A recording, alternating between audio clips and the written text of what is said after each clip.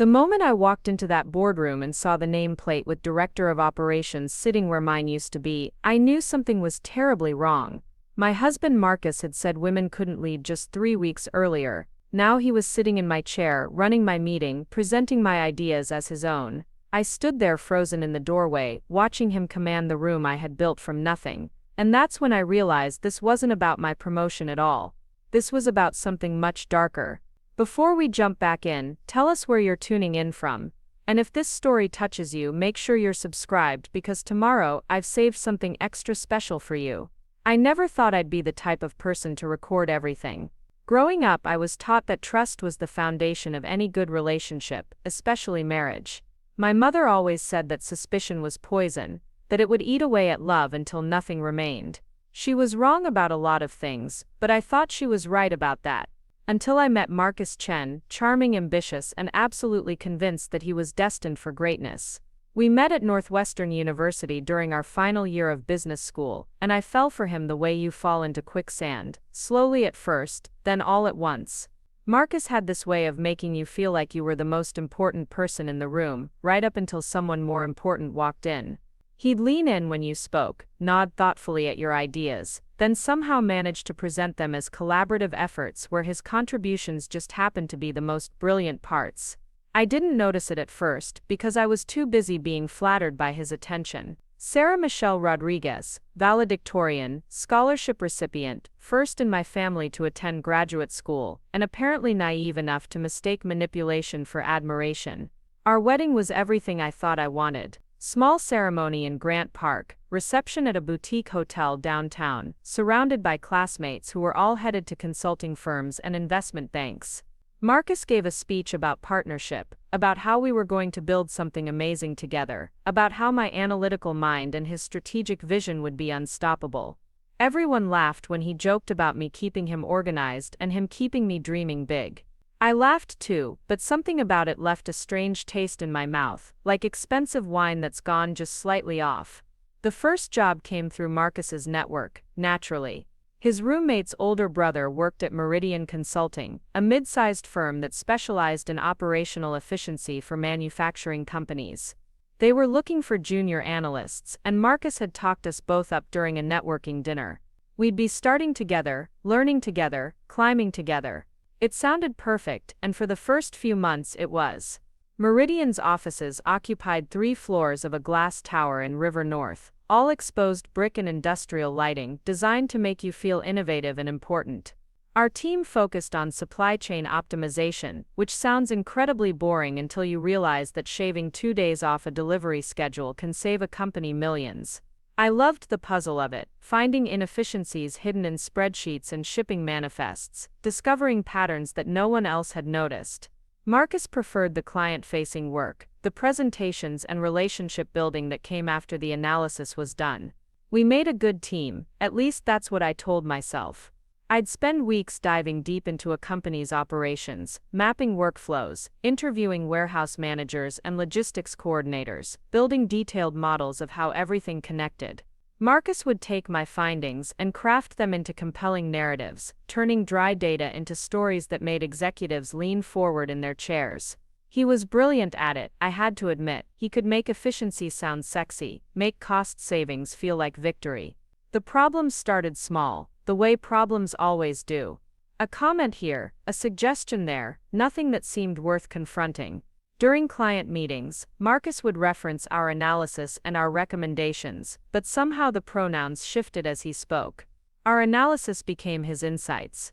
Our recommendations became his strategic vision. When clients asked technical questions, he'd smile and say, "Sarah handled the data work, but let me explain the bigger picture," as if I were some kind of glorified research assistant, rather than the person who'd discovered the solutions in the first place. I told myself it didn't matter.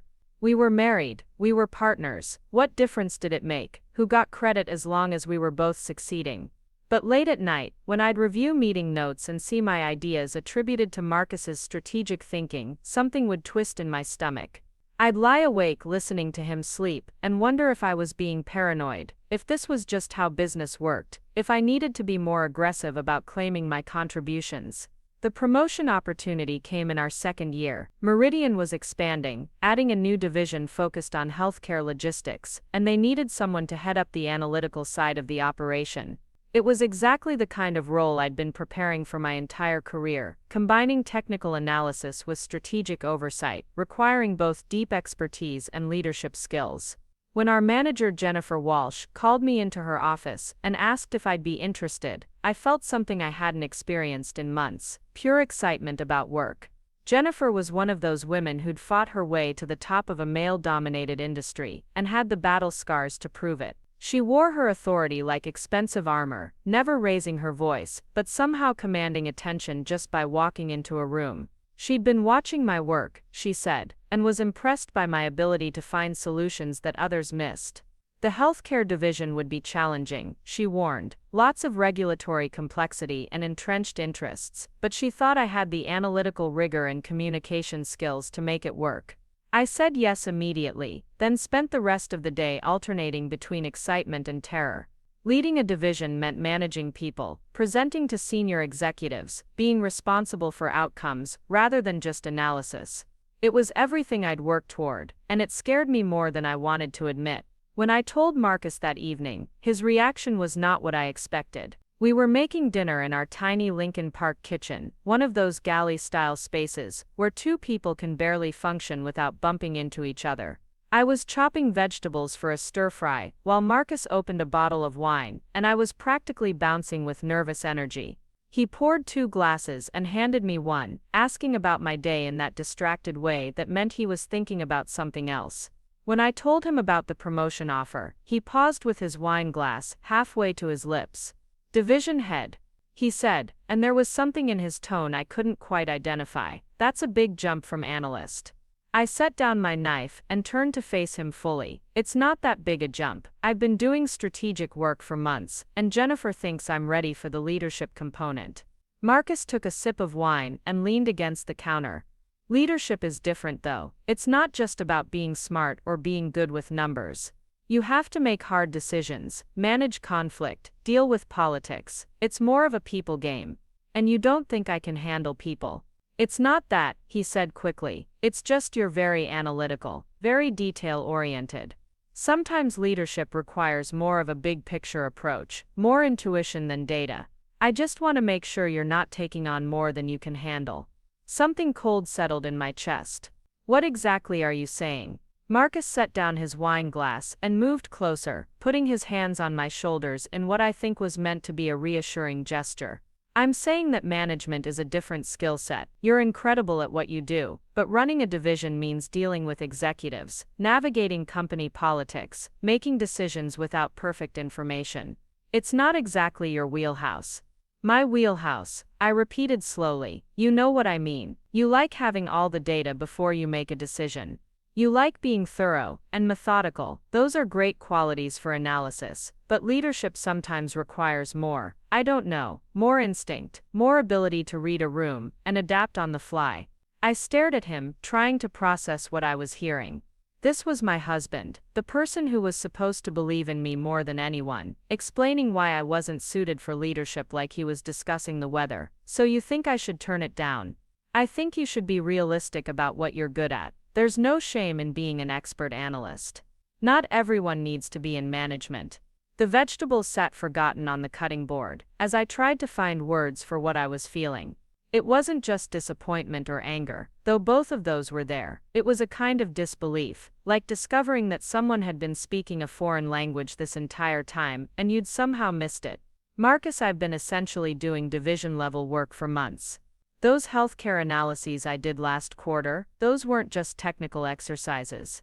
I was making strategic recommendations that Jennifer took directly to the executive team. But that's different from actually running a division," he insisted. "That's still analysis, just at a higher level.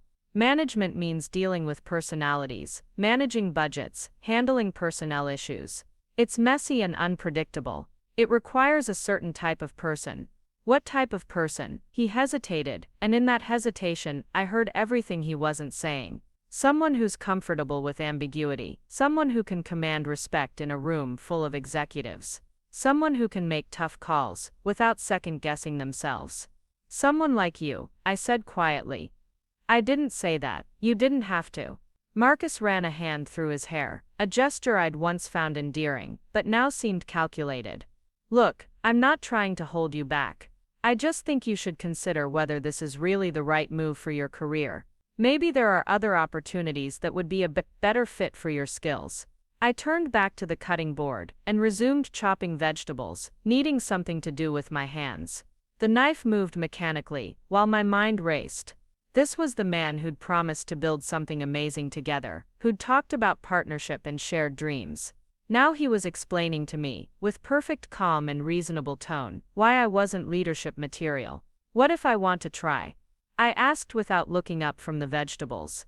What if I think I can handle the ambiguity, and the politics and all the messy parts of management? Then I'll support you, he said, but there was something hollow in his voice. I just hope you know what you're getting into. The conversation ended there, officially, but it continued in the space between us for days afterward. Marcus was perfectly pleasant, perfectly supportive on the surface, but I could feel his skepticism like a weight on my shoulders. When I mentioned preparing for the new role, he'd nod and make encouraging sounds, while somehow managing to convey doubt. When I talked about my plans for the healthcare division, he'd ask questions that sounded like concerns disguised as curiosity. I accepted the promotion anyway, partly because I knew I was qualified, and partly because something in me rebelled against the idea of turning down an opportunity, because my husband thought I couldn't handle it. Jennifer seemed genuinely excited when I told her, and she immediately began introducing me to key stakeholders and walking me through the division's current challenges.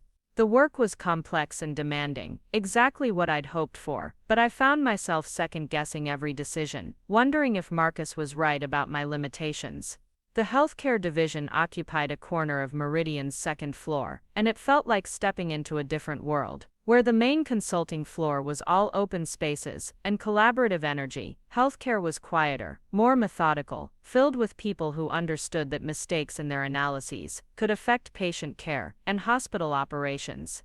My team consisted of 6 analysts, 2 project managers, and an administrative coordinator, all of whom had been operating without consistent leadership for months, while the company searched for the right person to head the division. My first week was a blur of introductions, briefings, and inherited problems. The division had 3 major clients, all healthcare systems struggling with different aspects of operational efficiency. Chicago General needed help with their supply chain management, after a merger left them with duplicate systems and conflicting protocols. Northwestern Healthcare was dealing with patient flow issues that were causing dangerous delays in emergency care. And St. Mary's Regional was hemorrhaging money due to inefficient staffing models that left them overpaying for overtime while understaffing critical departments. Each project was exactly the kind of complex, multifaceted challenge I thrived on, requiring both deep analytical work and strategic thinking. I spent my first month diving into the details, reviewing existing analyses, interviewing team members, and developing a comprehensive understanding of where things stood. It was exhausting and exhilarating, the kind of work that made me lose track of time because I was too engaged to notice the hours passing. Marcus, meanwhile, seemed increasingly distant. He'd ask about my day with polite interest, but I could tell he wasn't really listening to my responses. When I'd share excitement about a breakthrough or concern about a challenge, he'd make appropriate noises, but his attention would drift to his phone or the television. It was like living with someone who was physically present, but emotionally checked out, going through the motions of supportive spouse, without any genuine investment. The first real success came 6 weeks into my new role. Chicago General had been struggling with medication inventory management, a problem that sounded mundane, but was costing them nearly $2 million annually, in waste and emergency purchases. Their merger had left them with 2 different ordering systems, 3 different suppliers, and no unified approach to forecasting demand. Previous consultants had recommended expensive software solutions, but I suspected the problem was more fundamental. I spent a week on site at Chicago General, shadowing pharmacists, interviewing nurses, and mapping the actual flow of medications from order to patient.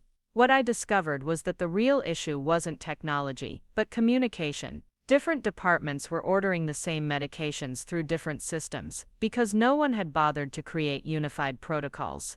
Emergency surgery and general medicine were essentially operating as separate entities, each maintaining their own stockpiles and ordering schedules. The solution was elegant in its simplicity. Instead of new software, they needed new processes. I developed a unified ordering protocol that consolidated all medication requests through a single system while maintaining department-specific access controls. I created inventory sharing agreements between departments and implemented a central forecasting model based on historical usage patterns and planned procedures. The entire system could be implemented using their existing technology, with minimal training and no additional software costs. When I presented the recommendations to Chicago General's executive team, I could see the moment they understood the implications. Not only would this solve their immediate inventory problems, but it would create a scalable model they could apply to other aspects of their merged operations. The CFO actually smiled when I showed him the projected savings, nearly $3 million in the first year, with ongoing efficiencies that would compound over time. I was practically vibrating with excitement when I got home that evening. This was what I'd been working toward my entire career, the kind of strategic problem solving that required both analytical rigor and creative thinking. I'd taken a complex organizational challenge and found a solution that was both effective and implementable, saving the client millions while improving patient care. I couldn't wait to share the victory with Marcus. He was already home when I arrived, sitting at our small dining table, with his laptop open and papers spread around him. He looked up when I walked in, and I must have been glowing, because he smiled before I said anything. "Good day?" Preparing and narrating this story took us a lot of time, so if you are enjoying it, subscribe to our channel, it means a lot to us. Now back to the story, he asked.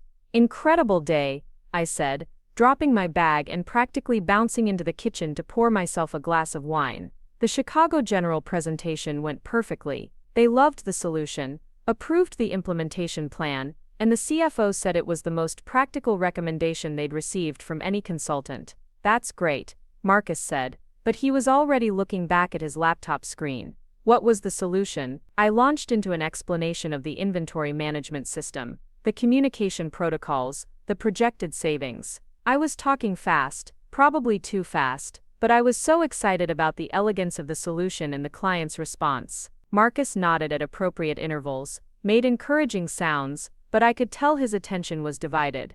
"It sounds like you did good work," he said when I finished, closing his laptop and gathering his papers. "I'm sure they appreciate having their inventory problems solved." Something in his tone made me pause. Inventory problems made it sound simple, mundane, like I'd just helped them organize their supply closet. "It wasn't just inventory," I said. "It was a fundamental organizational communication issue that was affecting patient care and costing them millions. The solution required understanding their entire operational structure and creating new protocols that could scale across all their departments." "Right," Marcus said, but he was already moving toward the kitchen. "Did you want to order dinner, or do you feel like cooking?" I stared at him, wine glass suspended halfway to my lips. I'd just had the biggest professional victory of my career, and he was asking about dinner. "Marcus, did you hear what I said about the presentation?" "Of course I heard," he said from the kitchen. "You solved their inventory problem and they were happy. That's excellent work." "It wasn't just an inventory problem," I repeated, but even as I said it, I could hear how defensive I sounded. It was a complex organizational challenge that required strategic thinking and creative problem solving. Marcus reappeared in the doorway, leaning against the frame with a patient expression. "Sarah, I'm not trying to minimize what you did. I'm sure it was very thorough and well-researched. I just think maybe you don't need to turn every work win into a production. Good work speaks for itself." The words hit me like a physical blow. Turn every work win into a production, as if being excited about succeeding was somehow inappropriate, somehow too much. I set down my wine glass carefully, afraid I might otherwise throw it. "I thought you'd be excited for me." "I am excited for you," he said, but his tone suggested he was explaining something obvious to someone slow. "I just think there's a difference between being proud of your work and needing constant validation for every project." "Constant validation," I repeated. "Is that what you think this is?" Marcus sighed, a sound that managed to convey both patience and exasperation. "Look, you've been stressed about this new role, worried about whether you can handle the leadership aspects. Now you've had one successful project and you're acting like you've revolutionized healthcare. Maybe just enjoy the win without making it into something bigger than it is. I felt something shift inside me, a click like a door closing. This wasn't about validation or making too big a deal of success. This was about my husband being unable or unwilling to celebrate my achievements, to see them as worthy of excitement or pride. I'd come home buzzing with professional joy, and he'd systematically deflated it with dismissive comments and patronizing concern. "You know what?" I said quietly. "Let's order dinner. I'm suddenly not in the mood to cook." Marcus seemed relieved that I was dropping the subject, which somehow made it worse. He pulled up a delivery app on his phone and started reading menu options, apparently oblivious to the fact that something had fundamentally changed in the last 10 minutes. I sat at the dining table, staring at the papers he'd been working on, and tried to understand how we'd gotten here. The papers were from his current project, something about supply chain optimization for an automotive manufacturer. I could see his notes in the margins, strategic insights and implementation recommendations that looked remarkably familiar. In fact, they looked almost exactly like the approach I'd developed for a similar project 3 months earlier, right down to the specific cost-benefit analysis framework. I picked up one of the pages and studied it more carefully. "Marcus," I said slowly, "this methodology for the automotive project, where did it come from?" He glanced up from the phone. "What do you mean?" "The framework you're using for analyzing their supply chain inefficiencies. It looks very similar to something I developed a few months ago." "Oh, that," he said casually. "I thought your approach was interesting, so I adapted it for this project. I mean, it's not exactly the same. I made some modifications to fit the automotive industry." "Adapted it," I repeated. "Did you mention that you were adapting my methodology?" Marcus looked slightly uncomfortable. "It's not really your methodology, Sarah. It's just a logical way to approach supply chain analysis. I'm sure lots of consultants use similar frameworks." I stared at him, holding his notes in my hands, seeing my own analytical approach reflected back at me with his name at the top of the page. "Marcus, this is the exact same cost-benefit matrix I developed, with the same variables and the same weighting system. You've even used the same color coding. Look, we share ideas all the time. That's what marriage is about, right? Supporting each other's work. I didn't think you'd mind if I borrowed some concepts." "Borrowed," I said. The word felt inadequate for what I was looking at. This wasn't borrowing, this was wholesale appropriation of my intellectual work, presented as his own innovation. "Did you tell the client that you were using an approach developed by your wife?" "Why would I do that?" Marcus asked, and there was genuine confusion in his voice. "It would just complicate things. Besides, I've made improvements to your original approach. It's not like I just copied it exactly." I set the papers down carefully, afraid of what I might do with them otherwise. "What improvements?" "Well, I added more focus on stakeholder management, and I expanded the implementation timeline to be more realistic for a large organization." "Stakeholder management," I said. "You mean the section I wrote about change management and organizational buy-in?" Marcus hesitated. "That might have been part of your original approach, but I've refined it significantly." I stood up from the table, needing to move, needing space to process what I was hearing. My husband had taken my work, presented it as his own innovation, and was now explaining to me why his version was better than the original I'd created. And he seemed genuinely surprised that I might have a problem with this. "Marcus, do you understand why this bothers me?" He set down the phone and looked at me with what I think was meant to be patience. "Sarah, you're overreacting. This is how business works. People build on each other's ideas. It's not like I'm claiming I invented supply chain analysis, but you are claiming you developed this specific approach."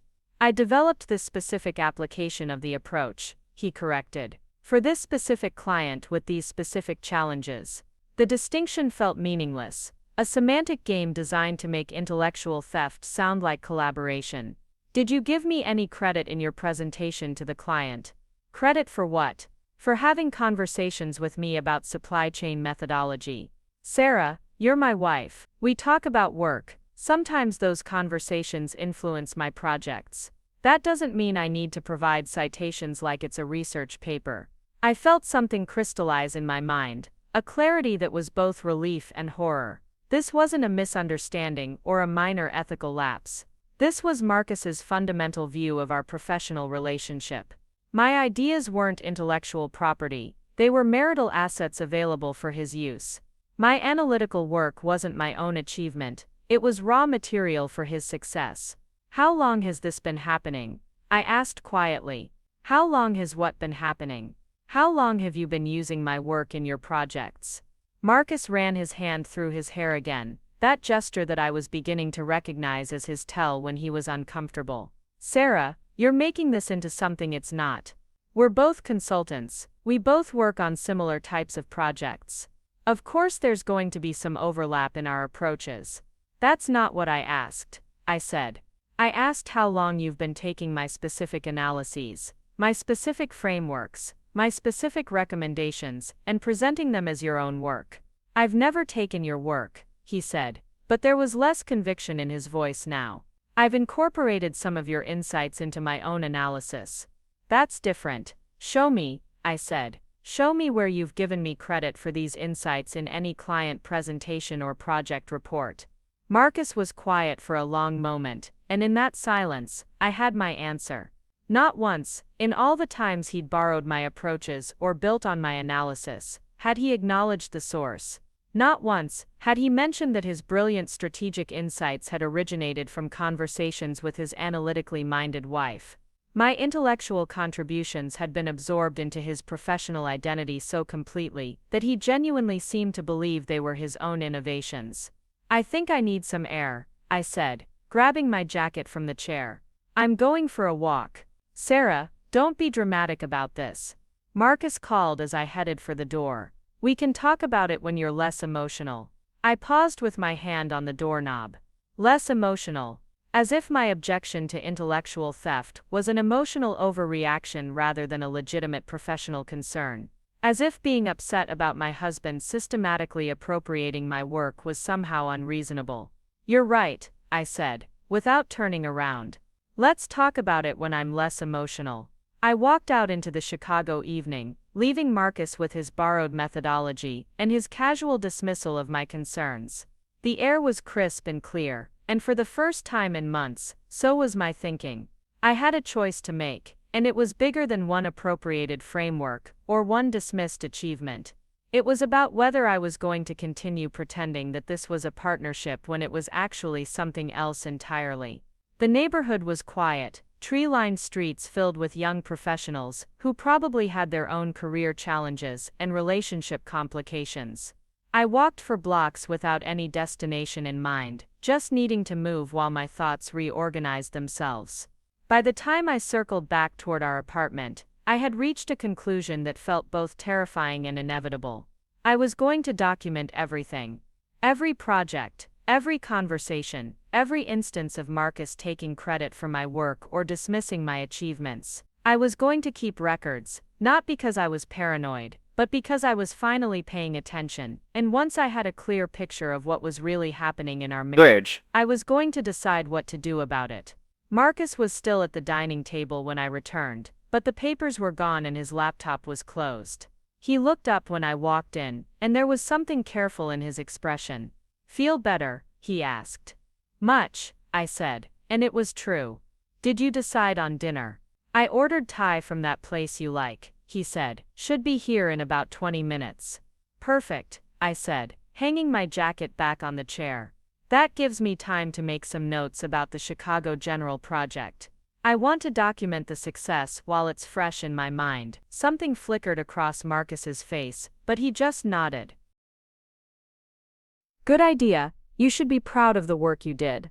I smiled at him, and for the first time in weeks it felt genuine. I am proud, I said, and I think this is just the beginning. I settled at my laptop in the corner of the living room and opened a new document. At the top, I typed Professional Development Log Nas Sarah Rodriguez and the current date. Then I began writing, carefully and methodically, everything I could remember about my recent projects, my contributions to Marcus's work, and the conversations we'd had about leadership and career development. It was going to be a very detailed document. The documentation process became my secret obsession over the following weeks, and I discovered patterns that made my stomach turn.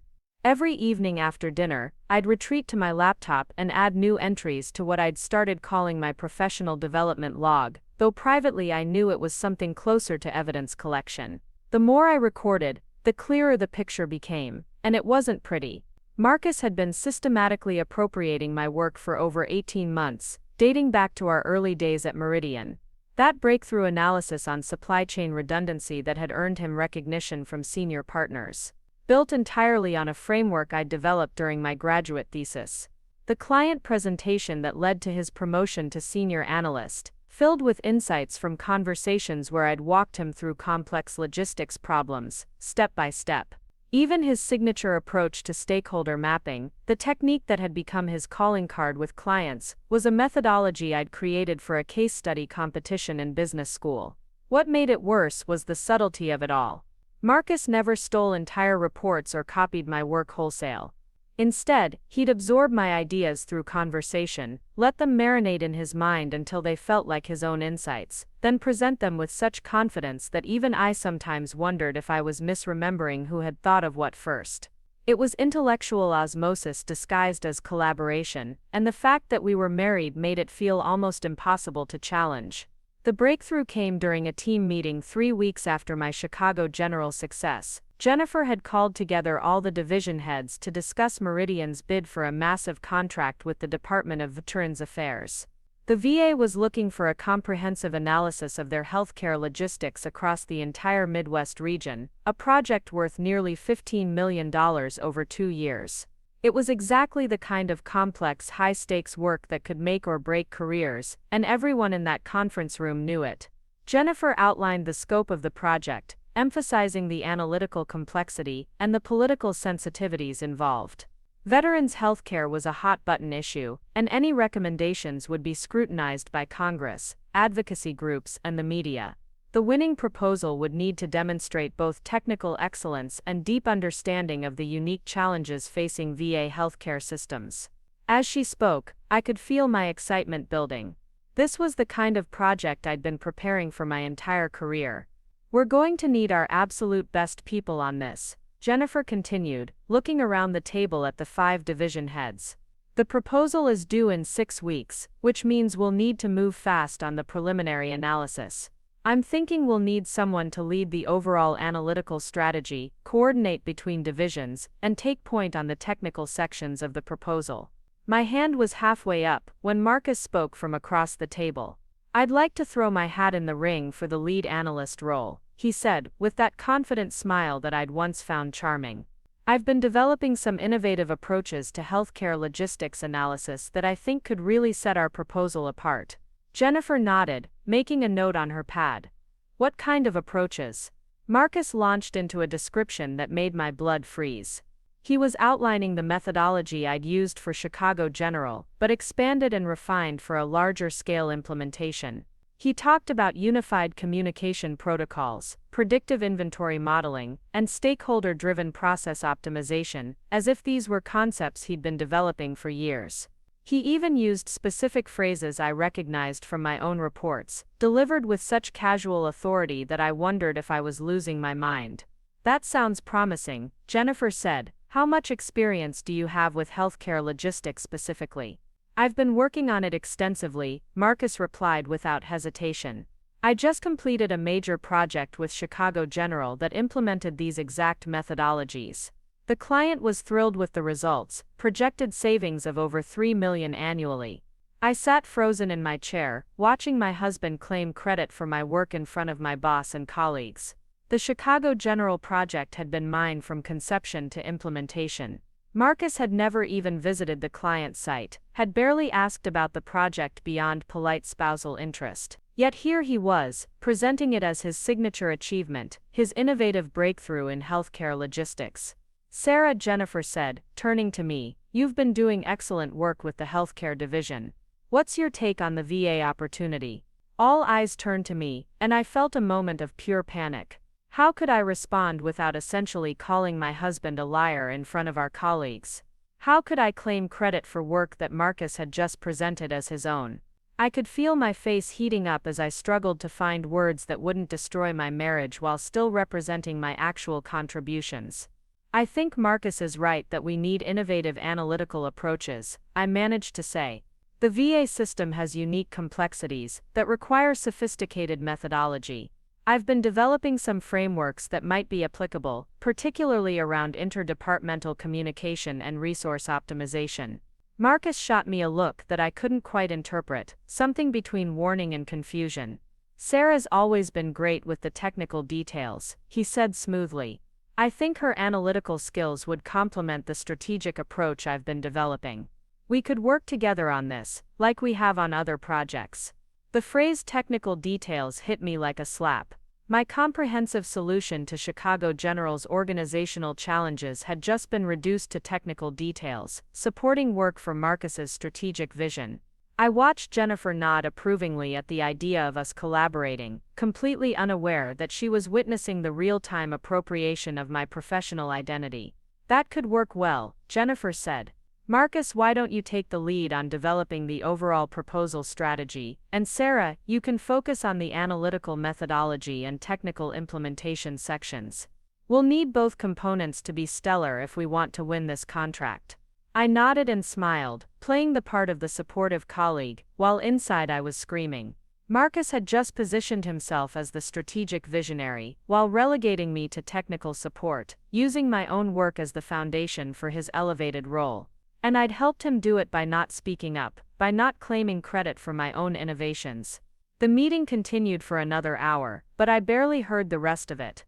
I was too busy calculating the implications of what had just happened. If Marcus led the VA proposal using methodologies I'd developed, and if Meridian won the contract, he'd be positioned as the architect of a $15 million success. His career trajectory would be set, his reputation as an innovative strategist cemented, all built on the foundation of my intellectual work. After the meeting, I walked back to my office in a daze, trying to process what I'd witnessed and what I needed to do about it. My phone buzzed with a text from Marcus. Great meeting. Looking forward to working together on this. We're going to crush it. The casual confidence of the message, the assumption that I'd be thrilled to support his leadership using my own ideas, made me feel physically sick. I sat down at my desk and opened my professional development log, adding a detailed entry about the meeting while the memory was still fresh. As I typed, I realized I was documenting not just intellectual theft, but a pattern of systematic undermining that went far beyond stolen ideas. Marcus wasn't just taking credit for my work, he was actively repositioning our professional relationship to make me his supporting player. Every time he referred to my contributions as technical details or analytical support, he was diminishing my role while elevating his own. Every time he presented my innovations as part of his strategic vision, he was rewriting history to make himself the creative force, and me the implementer.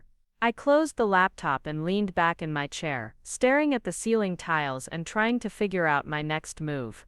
I could confront Marcus directly, but our conversation about the Chicago General project had shown me how that would go. He'd minimize my concerns, explain why I was overreacting, and somehow make me feel guilty for bringing it up. I could go to Jennifer, but without documentation and proof, it would be my word against his, and he'd already positioned himself as the strategic leader. Or I could play the long game. I could let Marcus proceed with the VA proposal, document every instance of him using my work, and build an ironclad case for what was really happening.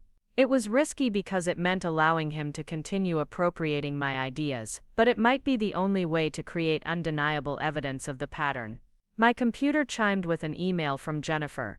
Sarah, I know we discussed you supporting Marcus on the VA proposal, but I'd like to schedule some time to talk about your specific contributions.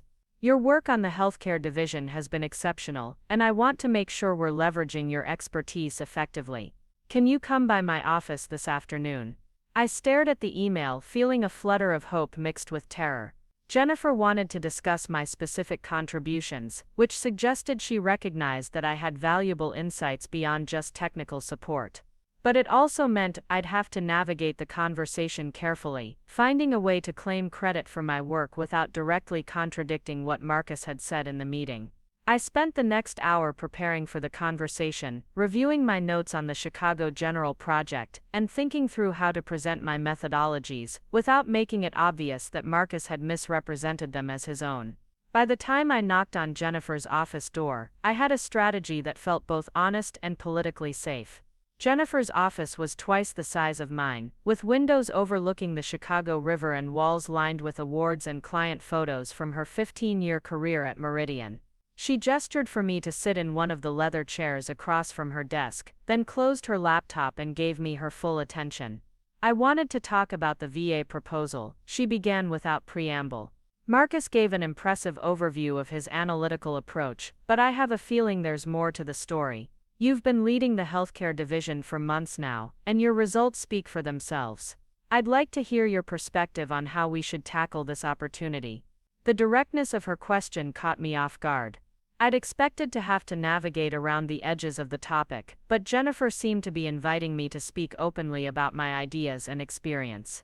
What would you like to know specifically? I asked. Start with Chicago General, she said. Marcus mentioned it as an example of successful healthcare logistics optimization, but I know that was your project. I'd like to understand what you learned from that experience and how it might apply to the VA contract. My heart started racing. Jennifer knew the Chicago General project was mine, which meant she'd recognized Marcus's misrepresentation in the meeting. This wasn't a trap or a test, it was an opportunity to set the record straight.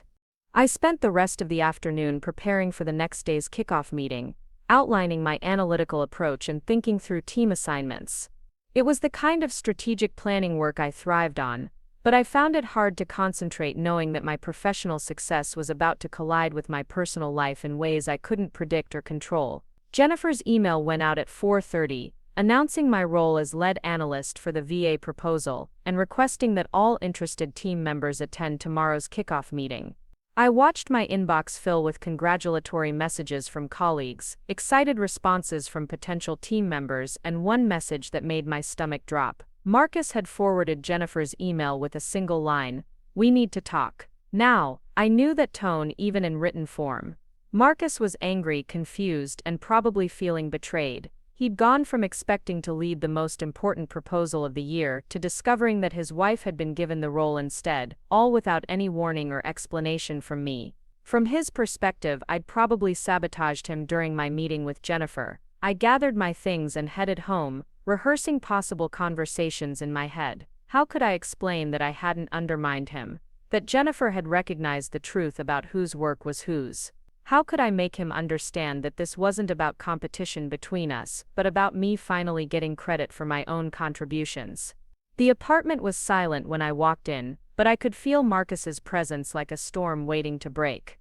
I found him in the living room, sitting on the couch with his laptop closed and his arms crossed. He looked up when I entered, and his expression was unlike anything I'd ever seen from him, a mixture of anger and hurt and something that might have been fear. "So," he said without preamble, "want to explain what happened today?" I set down my bag and sat in the chair across from him, maintaining some distance while I tried to gauge his mood.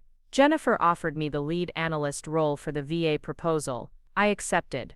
Just like that, Marcus said. After I spent the entire morning meeting outlining my strategic approach, after I positioned us as a collaborative team, you went into her office and convinced her to give you the role instead. "That's not what happened," I said quietly. Jennifer asked me about my experience with healthcare logistics. I told her about the work I've been doing. She made the decision based on qualifications and track record. Marcus stood up abruptly, beginning to pace across the small living room. Qualifications and track record. "Sarah, I've been working on healthcare logistics for months. I developed the analytical framework we've been using. I led the Chicago General project." The lie hung in the air between us, bold and undeniable. Marcus wasn't just misremembering or exaggerating, he was deliberately rewriting history, claiming ownership of work he knew I'd done. This was the moment I'd been dreading and preparing for, the confrontation that would either clear the air or destroy everything. "Marcus," I said, keeping my voice level, "you didn't lead the Chicago General project."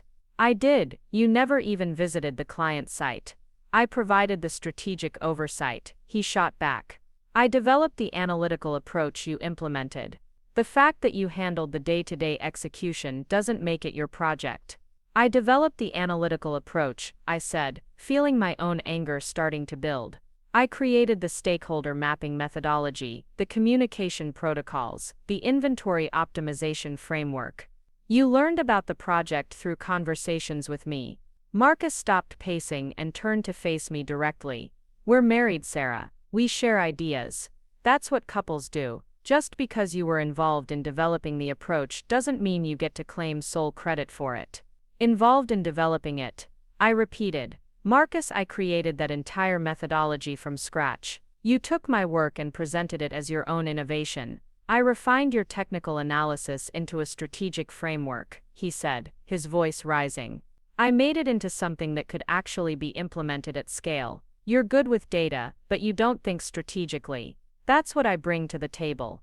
The casual dismissal of my strategic thinking, combined with his continued insistence that my work was just technical analysis, pushed me past my breaking point. You want to know what I bring to the table? I said, standing up to face him. I bring the actual ideas. I bring the innovative solutions. I bring the methodologies that make you look like a strategic genius when you present them to clients. That's ridiculous, Marcus said, but there was less conviction in his voice now. You're taking credit for collaborative work and making it sound like I stole something from you. Show me, I said. Show me one instance where you've given me credit for these collaborative ideas in any client presentation or project report. Marcus was quiet for a moment, and in that silence I pressed my advantage. Show me where you've mentioned that your signature stakeholder mapping approach came from conversations with your wife. Show me where you've credited me with developing the communication protocols that saved Chicago General $3 million. It doesn't work that way, Marcus said finally. You don't cite your spouse in business presentations. It would look unprofessional. But you can take their ideas and present them as your own insights. I don't take your ideas, Marcus insisted. I build on them. I develop them into something bigger and more strategic. That's what I'm good at. What you're good at, I said slowly, is taking my analytical work and my innovative solutions and packaging them as your strategic vision. You're good at making me feel like I should be grateful for the opportunity to support your success with my own ideas. Marcus sat back down heavily, running his hands through his hair. Sarah, you're making this into something it's not. We're a team. We've always been a team. I thought you understood that my success was our success. Your success, I repeated. When has my success ever been our success? When have you ever celebrated my achievements without finding a way to minimize them or redirect the credit? That's not fair, Marcus said. I've always supported your career. You've supported my career as long as it didn't threaten yours. I corrected, as long as I was content to be the technical expert supporting your strategic leadership. But the moment I step into a role that positions me as the primary innovator, suddenly there's a problem. Marcus looked up at me with an expression I'd never seen before, something between confusion and recognition. Is that what you think this is about? Competition between us. I think this is about you being unable to accept that your wife might be better at this job than you are. I said, surprised by my own boldness. I think this is about you being so invested in being the strategic visionary that you can't acknowledge when the strategy comes from someone else. You're not better at this job than I am, Marcus said quietly. You're good at analysis and problem solving, but you don't understand the bigger picture. You don't think about politics and stakeholder management and long-term strategic implications. The statement hit me like a physical blow, not because it was mean, but because it was so fundamentally wrong. Everything I'd accomplished in the healthcare division had required exactly those skills: politics, stakeholder management, strategic thinking. The Chicago General project had succeeded precisely because I'd understood the bigger picture, because I'd seen beyond the technical details to the organizational and human elements that made implementation possible. Marcus, I said slowly, I want you to listen to yourself. You just told me that I don't understand politics or stakeholder management. I've been running a division for months, managing complex client relationships, navigating organizational challenges. What exactly do you think I've been doing? That's different, Marcus said, but he sounded less certain now. Running a division is mostly about execution and team management. Leading a major proposal requires strategic vision and client-facing leadership. Based on what? I asked. Based on what evidence do you conclude that I'm not capable of strategic vision or client-facing leadership? What have I done to demonstrate these limitations? Marcus was quiet, and in that quiet I could see him struggling with the implications of his own words. He'd built his identity around being the strategic thinker in our relationship, the big-picture person who elevated my technical skills into something meaningful. But the more he tried to defend that position, the more obvious it became that it was based on assumption rather than evidence. I just think, Marcus said finally, that there are different types of intelligence, different strengths. You're incredibly smart, but your intelligence is more analytical than strategic. There's nothing wrong with that. And your intelligence is more strategic than analytical. I asked. I think so, yes. Then why do all of your strategic insights seem to originate from my analytical work? The question hung in the air like a challenge, and I could see Marcus processing the implications. If his strategic thinking was genuinely independent from my analysis, then he should be able to point to innovations and insights that didn't trace back to our conversations. If he couldn't do that, then maybe his strategic intelligence was actually dependent on my analytical intelligence in ways he hadn't acknowledged. That's not fair, Marcus said eventually. We share ideas, that's what partners do. But that doesn't mean your technical analysis is the same thing as strategic vision. Then show me your strategic vision, I said. Show me an innovative approach or breakthrough insight that you developed independently, without building on my analytical work. Marcus stared at me for a long moment, and I could see him cycling through his recent projects, trying to identify something that was purely his own contribution. The fact that it was taking him this long to come up with an example was answer enough. This is ridiculous, he said finally. You're trying to take credit for collaborative work and make it sound like I'm some kind of fraud. I'm not trying to make you sound like anything, I said. I'm trying to understand why you think I'm not capable of strategic leadership when all the evidence suggests otherwise. What evidence? The Chicago General Project, the growth of the healthcare division, the methodologies I've developed that you've been adapting for your own projects. The fact that Jennifer chose me to lead the VA proposal based on my track record and qualifications. Marcus was quiet again, and this time the silence felt different, heavier. I could see him wrestling with something, some recognition that he didn't want to acknowledge. When he finally spoke, his voice was smaller than before. I've been at Meridian longer than you have, he said. I've been building relationships with senior partners, establishing my reputation. It doesn't seem fair that you get to jump ahead of me just because you've had some recent successes. The vulnerability in his admission caught me off guard. So you're saying we shouldn't collaborate anymore?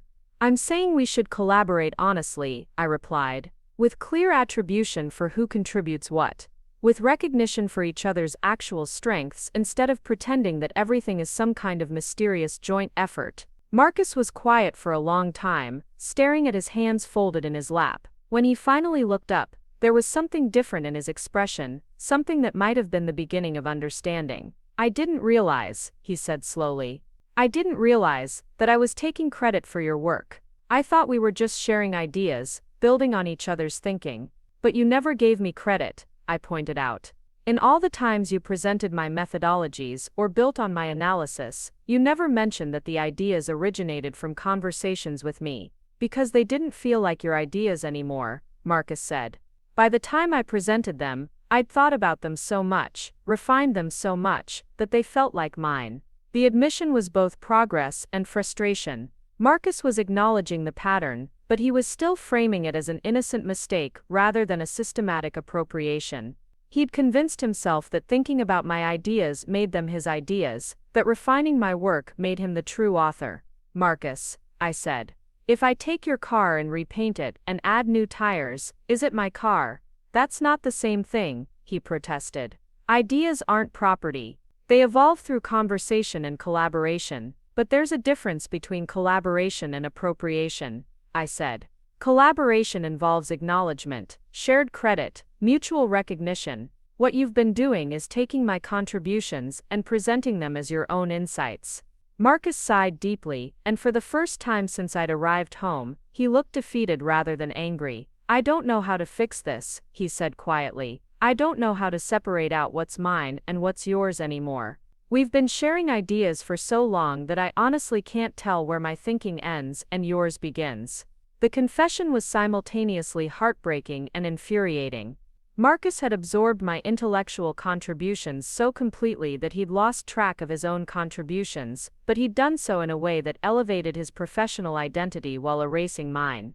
He was acknowledging the problem while simultaneously demonstrating why it was so damaging. Maybe that's exactly the problem, I said.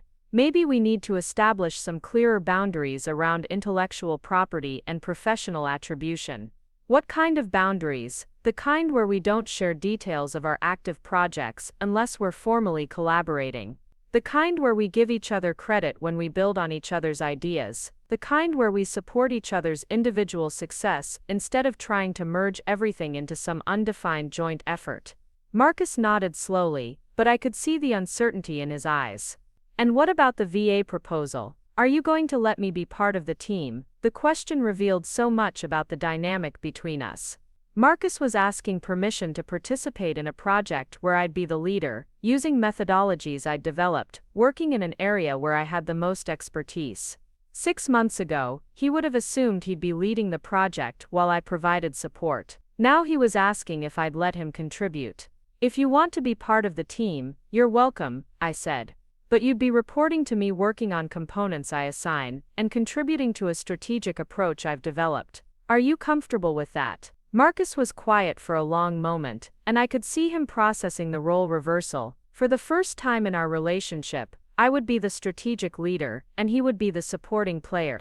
For the first time he'd be implementing my vision instead of me supporting his. I think, he said, finally. I need some time to think about that. I nodded, understanding that this conversation had shifted something fundamental between us. We'd moved beyond the specific question of who would lead the VA proposal to the deeper question of how we related to each other professionally and personally. Marcus needed to figure out who he was when he wasn't the strategic visionary in our relationship, and I needed to figure out who I could become when I wasn't the technical support for his ambitions. Take all the time you need, I said. The offer stands if you decide you want to contribute to the project. Marcus stood up from the couch and headed toward the bedroom, pausing in the doorway to look back at me. Sarah, he said quietly, I really didn't mean to take credit for your work. I hope you know that. I know you didn't mean to, I replied. But impact matters more than intent, and the impact was that my contributions were erased while your reputation was enhanced. He nodded and disappeared into the bedroom, leaving me alone in the living room with my thoughts and my laptop and the weight of everything that had changed.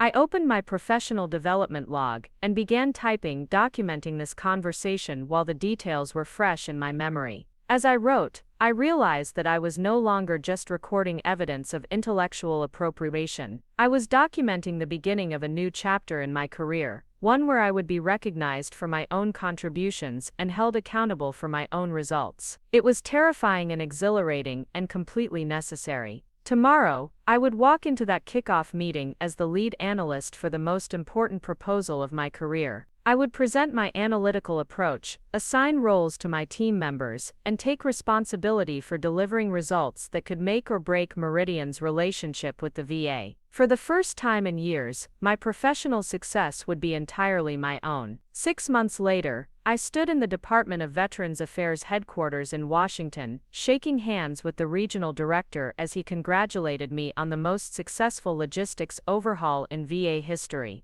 The implementation of my analytical framework had reduced wait times by 40%, eliminated supply shortages at 12 facilities, and saved taxpayers over $20 million annually. Marcus wasn't there.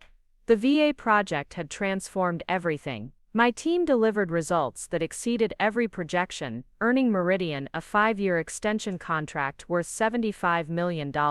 Jennifer promoted me to senior director, making me the youngest division head in company history. Industry publications featured my methodologies, and I was invited to speak at conferences across the country. Marcus had declined to join the project team. After our confrontation, he'd requested a transfer to a different division, claiming he wanted to focus on his core expertise in traditional supply chain optimization. He threw himself into automotive and manufacturing projects, working longer hours and traveling more frequently. We barely spoke about work anymore. Our marriage became a careful dance around the obvious. We shared meals and made small talk about everything except the elephant that had taken residence in our living room. Marcus would ask polite questions about my projects, and I'd give polite answers. I'd inquire about his travels, and he'd share sanitized updates. We were like roommates who happened to share a bed. The breaking point came during a company-wide celebration for the VA contract renewal. Meridian had rented out the ballroom at the Palmer House, and the entire Chicago office was there to celebrate what the CEO called a career-defining success for our healthcare division. I was supposed to give a speech about the project's impact and our future vision for veterans' healthcare logistics. I found Marcus at the bar, nursing a whiskey and staring at his phone. He looked up when I approached, and I saw something I'd never seen before in his eyes. It wasn't anger or hurt, or even sadness. It was resignation, the look of someone who'd finally accepted a truth he'd been fighting. "Congratulations," he said, raising his glass slightly. "You deserve all of this recognition."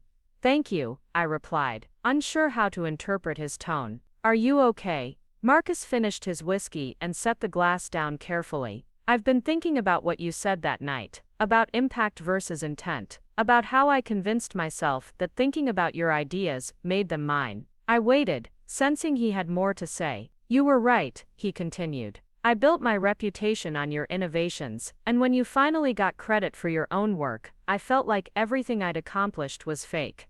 "Marcus, no, let me finish," he said quietly. "I've spent months trying to develop my own analytical approaches, my own innovative solutions. And you know what I discovered? I'm good at implementation, good at client relationships, good at project management. But I'm not an innovator. I never was." The admission hung between us like a confession. Marcus had finally confronted the truth about his professional identity, and the recognition was clearly painful. "That doesn't make you less valuable," I said gently. "Implementation and client management are crucial skills, but they're not strategic vision," Marcus replied. "They're not the kind of groundbreaking thinking that wins major contracts and transforms industries. That's your gift, not mine." Before I could respond, Jennifer appeared at my elbow. "Sarah, we're ready for your speech. The CEO wants to introduce you in 5 minutes." I looked at Marcus, feeling like there was more that needed to be said, but he was already backing away from the bar. "Go," he said, with a small smile that didn't reach his eyes. "This is your moment. You've earned it." The speech went perfectly. I talked about innovation in healthcare logistics, about the importance of putting veterans first, about Meridian's commitment to excellence. The audience was engaged, the applause was enthusiastic, and afterward I was surrounded by colleagues offering congratulations and partners discussing future opportunities. But I kept thinking about Marcus, about the defeated look in his eyes, about the way he'd disappeared after our conversation. When I finally made it home around midnight, I found a note on the kitchen counter. "Sarah," it read in Marcus's careful handwriting. "I've taken the transfer to the Seattle office. I need some space to figure out who I am professionally, without trying to compete with you. I'm proud of what you've accomplished, and I'm sorry it took me so long to say that. We'll talk soon about next steps. Take care of yourself." I read the note 3 times before the reality sank in. Marcus had left Chicago, left our marriage, left everything we'd built together. He'd chosen to start over, rather than find a way to coexist with my success. Part of me felt relief. The constant tension, the careful conversations, the weight of unspoken resentments, all of that was gone. But another part felt hollow, like I'd won a competition I'd never wanted to enter. 3 weeks later, I received divorce papers in the mail. Marcus had filed in Seattle, citing irreconcilable differences. There was no fight, no negotiation, no drama. He wanted a clean break, and honestly, so did I. The divorce was finalized 4 months later. I kept the apartment, Marcus kept his retirement accounts, and we divided everything else, with the same methodical precision we'd once applied to consulting projects. It was civilized and sad, and probably inevitable. Today I run the largest healthcare logistics consulting practice in the Midwest. My team has expanded to 30 analysts, and we're working on projects across 15 states. I've published papers on organizational efficiency, spoken at the World Health Organization, and been featured on the cover of Healthcare Management magazine. Marcus remarried last year, a project manager from his Seattle office, who specializes in automotive supply chains. According to mutual friends, he seems happy. He's found his niche in implementation and client relations, working as a senior manager, rather than trying to be a strategic visionary. Sometimes I wonder if things could have been different. If Marcus had been able to acknowledge my contributions from the beginning. If I'd been more assertive about claiming credit. If we'd figured out how to support each other's strengths, instead of competing for recognition. But mostly I'm grateful for how it all unfolded. That moment when I stopped accepting technical details as a description of my strategic work. When I started documenting my contributions and demanding recognition. When I finally understood that partnership doesn't require erasing yourself to make someone else feel important. The watch my parents sent was supposed to be a trap. Marcus's dismissal of my leadership capabilities was supposed to keep me in my place. Instead, both became catalysts for claiming the professional identity I'd always deserved. I sleep well at night now, knowing that every success is genuinely mine. Up next, you've got 2 more standout stories right on your screen. If this one hit the mark, you won't want to pass these up. Just click and check them out.